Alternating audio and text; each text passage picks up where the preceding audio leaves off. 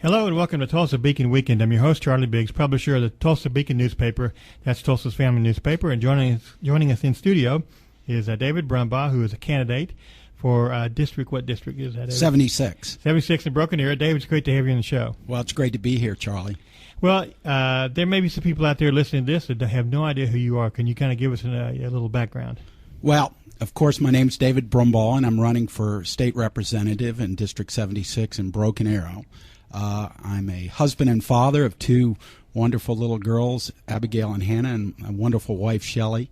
And I run a business called DRB Industries. We provide auxiliary equipment to the gas turbine industry. And I'm also on the Mingo Valley School Board. I also serve Mingo Valley Christian School. Yes, absolutely. And I serve on the Library Commission for Tulsa City County, and also on the Infrastructure and Communications Committee for the Broken Arrow Chamber of Commerce, and also on the Legislative and Public Affairs there. And I'm a deacon at Tulsa Bible Church. So it's a busy schedule. Tell people why that district, that's an open seat in 2010. Well, John Wright, who has served the district very well over the last 12 years, He's been on this show. Yes, he's term limited, and he's running for lieutenant governor. So we're trying to keep that seat in conservative or Republican hands. Okay, and are you from Tulsa? I mean, from Broken Arrow? How long have you been in the area? I've lived in the Tulsa area since 1987 and have been in Broken Arrow over a decade now. My wife and I were married and moved to Broken Arrow. We love the community, and but it's kind of a rough neighborhood. I mean, the people live across the street from you are kind of hillbillies. I'd say. That's your brother, isn't it? Oh, that's right. That's right. Yeah, I shouldn't cast disparaging remarks about my brother John. David, what prompted you to what fit of madness came upon you that you would abandon your successful business and serve the state? Yes. Well, I really think that so many people have come to me and they've asked me to represent the district, hardworking families. And I'm running for state representative because I'm concerned about the direction our country and our state is headed. I think we've moved so far away from our biblical foundations and the republic that our founders had intended. And I really feel like that we need people, men and women, to stand in the gap so all these issues will be heard.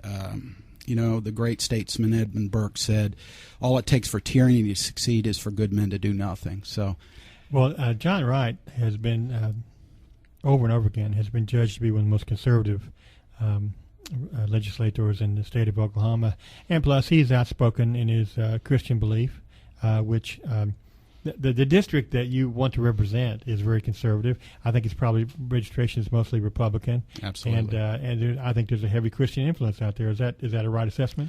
Yes, it is. I think so many of our citizens in Broken Arrow, especially in my district, look at everything from a biblical worldview and are, start there, and then they go to the Constitution, and they're very conservative in their values and their beliefs. The filing period for this is it in June? Yes, the end of May, beginning of June. Okay, and then if a primary is needed, it'll be in late July? Late July, yes. Okay, and of course the general election will be in November. Are there any other announced candidates? Or nobody's filed yet? But no, we've heard rumors, but nobody's filed an SO1 file at this point, and we have been out, quite frankly, since June of last year, knocking on doors, visiting everybody in the district, and talking to them about what they want in a legislative candidate. And when you get this feedback, what are some of the top comments that you're getting when you go door to door? Well, people are concerned about their children's futures. They're concerned about the direction the country is heading. They feel like we are in a crisis at this point. They've been taxed to death. We've seen, a legislature that hasn't exercised fiscal responsibility. They're concerned about their health care. That's one of the things that They're tired. Well, as a small businessman, that's a big concern for you too, right? Absolutely, absolutely. We are heading down a road where government's going to control healthcare, and we need to stop that and really look at the free market for answers. One of the other things they're concerned about, because we have a lot of families in our district, they're concerned about the education that their children are receiving. We can do better. And the other thing is they're concerned about public safety. So those are the 4 top issues that we hear on the porch. You're listening to Tulsa Beacon Weekend. I'm your host, Charley Biggs, publisher of the Tulsa Beacon newspaper, Tulsa's family newspaper. And if you want to find out about James Dobson and his recent decision to step aside from, not from Focus on the Family, but from the radio show, you pick up a copy of the Tulsa Beacon and area quick trips, and you'll have the story there. And we're talking with Dave Brumbaugh, who is a Republican, running for the Republican nomination for State House District 74? 76. 76, okay. And Dave, you know, as a conservative, we look at the role of government on the federal level, state level, and the municipal level, and a lot of us are really concerned about what you just mentioned about the increased government role in terms of health care and how I take care of myself and my family. And we have, on the state level, there have been some bills that have been introduced that indicate that the federal government is overreaching its role, you know, based on the 10th Amendment. And I think there's only so many roles enumerated in the U.S. Constitution about the role of the federal government. And we've seen a steady erosion or steady buildup of what the federal government thinks it can do. And I know as a small businessman, and you're a small businessman, that I don't want the government to come in and say, you had to take this healthcare policy or you're going to get fined, and ordering me around in terms of how to run my business.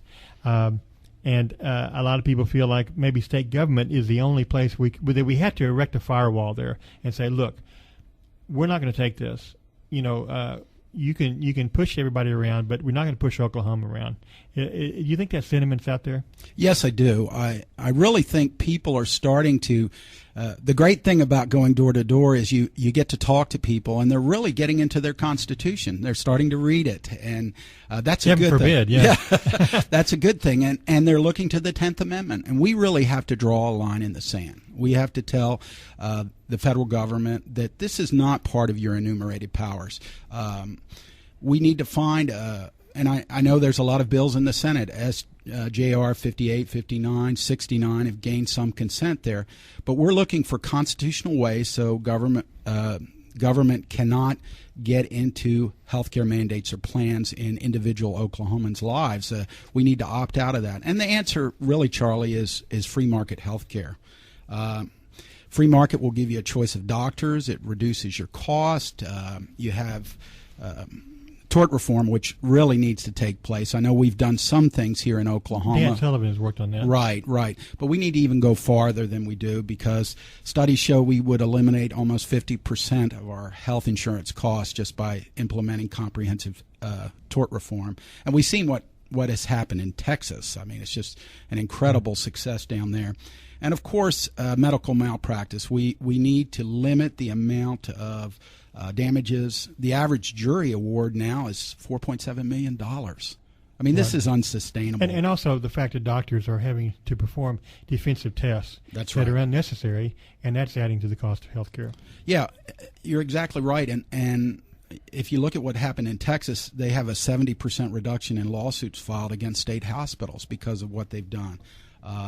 They have a backup of several thousand doctors that are trying to get their licenses transferred because they want to go to Texas. Exactly. Because they can actually make a living there and not have to pay all their money into insurance companies. Well, we're hearing, statistics as high as 25% of all doctors who graduate from Oklahoma universities heading either south or somewhere else, going out of state, and we're just destroying a whole generation of physicians for our state, and we need them. Particularly in rural Oklahoma. Yes, exactly. In those areas where the coverage isn't as large as in metropolitan areas.